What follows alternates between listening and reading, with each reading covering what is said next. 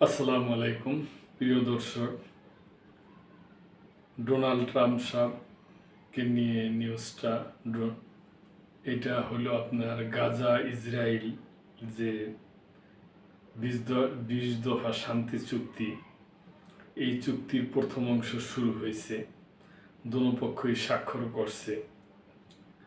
তো এখানে মধ্যস্থতাকারী হিসাবে 3-4টা দেশও আছে এবং মোটামুটি পৃথিবীর সবাই এই চুক্তির দিকে তাকায় রয়েছে। তো এই সমস্ত ব্যাপার স্যাপার নিয়ে ডোনাল্ড ট্রাম্প সাহেবের মধ্যস্থতায় আরও অন্যান্য যুদ্ধ বন্ধ হয়েছে এবং উনি আরও অন্যান্য কার্যক্রমও করছে। এখন অনেকে বিশেষজ্ঞরা অনেকে ভাবতেছেন এবং ট্রাম্প সাহেব নিজেই ভাবতেছেন যে শান্তি নোবেল সে পাইবে কিনা, পাচ্ছেন কিনা। উনি আবার নিজে বলছেন যে আমাকে দিবে না, আবারও অনেকে বলছেন যে পাইতে পারে, পাওয়ার হইতে পারে। তো প্রিয় দর্শক, আমার নিজস্ব অবজারভেশন হইল যে উনি যে গাজা আর ইসরায়েলের যুদ্ধটা ওনার মধ্যস্থতায় বন্ধ হইতেছে, এইটা যদি বন্ধ হয়ে যায় স্থায়ীভাবে এবং দ্বিরাষ্ট্র ভিত্তিক একটা বন্দোবস্ত উনি করে দিতে পারে, তাহলে উনি অবশ্যই শান্তিতে নোবেল পুরস্কার পাওয়ার মতো যোগ্য প্রার্থী আমি মনে করি। তার কারণ বহু বছর যাবৎ এখানে একটা গন্ডগোল হয়ে আসতেছে, বহু লোক প্রাণ দিয়েছে। গাজার তো ফিলিস্তিনি, গাজা অসংখ্য, ইসরায়েলের লোক মারা গেছে, আশেপাশের লোক হয়েছে, এই ব্যাপার নিয়ে অনেক যুদ্ধ হয়েছে।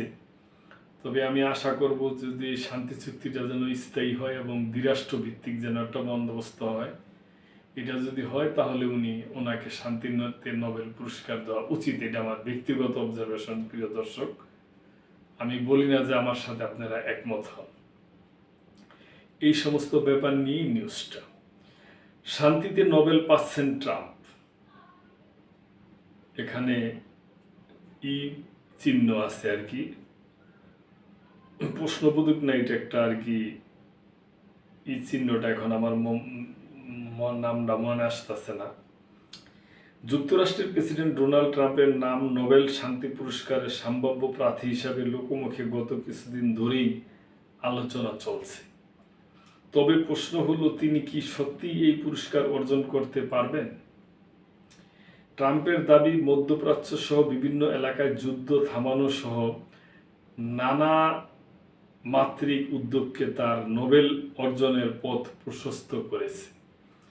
ইসরায়েল হামাস সংঘাতে প্রথম ধাপের শান্তি পরিকল্পনা ঘোষণা এক্ষেত্রে হাইলাইট হিসেবে বিবেচিত হচ্ছে। তবে এই নিয়ে ব্যাপক সংশয় ও বিশ্লেষকদের রয়েছে। এটা সত্য যে পুরস্কার প্রদানের ক্ষেত্রে নোবেল কমিটি দীর্ঘমেয়াদী শান্তি, আন্তঃরাষ্ট্রীয় সহযোগিতা ও সামাজিক সংহতির কর্মকাণ্ডকে গুরুত্ব দেয়। শুধু রাষ্ট্রীয় উদ্যোগ বা চুক্তি যথেষ্ট নয়। ট্রাম্প বলেছিলেন তারা আমাকে পুরস্কার দেবে না। আবার কিছু সংবাদে দাবি করা হয়েছিল যে নোবেল কমিটি ট্রাম্পকে প্রার্থী তালিকা থেকে বাদ দিয়েছে, কিন্তু তা সম্পূর্ণ ভিত্তিহীন বলা হয়েছে।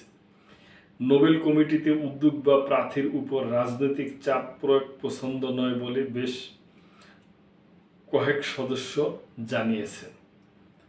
বিশ্লেষকরা মনে করছেন ট্রাম্পের প্রচারাভিযান যেভাবে চলেছে সেটি তার নোবেল প্রাপ্তির পথের প্রতিবন্ধকতা তৈরি করতে পারে। ফলে ট্রাম্প নোবেল শান্তি পুরস্কার পেতে পারেন, এই সম্ভাবনা সম্পূর্ণভাবে বাতিল করা যায় না। আবার বাস্তবতা ও পুরস্কার নির্দেশিত মূল্যবোধ বিবেচনায় তাকে নোবেল পুরস্কারে মনোনীত করাও চ্যালেঞ্জিং। জানা গেছে এ বছরের নোবেল শান্তি পুরস্কার নিয়ে একটি বিষয় প্রায় নিশ্চিত। যুক্তরাষ্ট্রের প্রেসিডেন্ট ডোনাল্ড ট্রাম্প এই পুরস্কার পাচ্ছেন না, তা তিনি যতই প্রত্যাশা করুক না কেন। প্রশ্ন হচ্ছে তাহলে কে পাবেন? বর্তমানে বিশ্ব পরিস্থিতি খুবই উদ্বেগজনক।